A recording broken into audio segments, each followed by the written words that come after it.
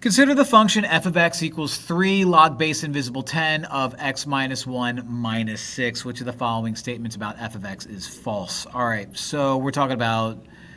okay, so let's figure out what this kind of looks like first.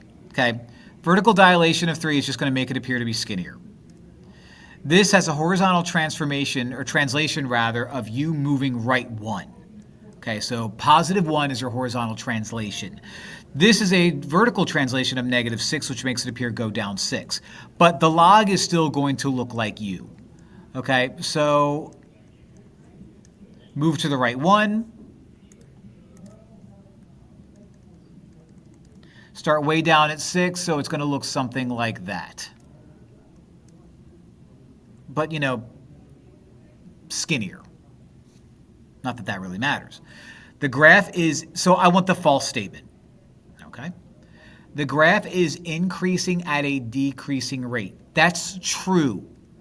Okay? What that means is as you move up and to the right, it appears to be slowing down. Also, increasing at a decreasing rate is fancy talk for concave down, which is clearly what we have here. As x increases without bound, which is fancy talk for the limit as x approaches infinity, f of x increases without bound. That's also true. This is always going to be going up and to the right as the limit approaches infinity. Now, is it slowing down as it goes up and to the right? Yes, but it's still going up and to the right, which means it's going towards infinity just at a slower pace. That's true. The domain includes all non-negative numbers, which means all positive numbers. That's false. And if you're like, why? Well, according to my graph here, if it's all non-negative numbers, can I plug in a half?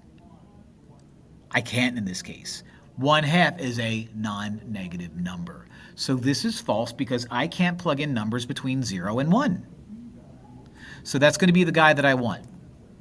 Now, what makes D true? The graph shows a vertical dilation with the scale factor of θ. Yeah, we said that right there, so that is a true statement. But yeah, that's my guy.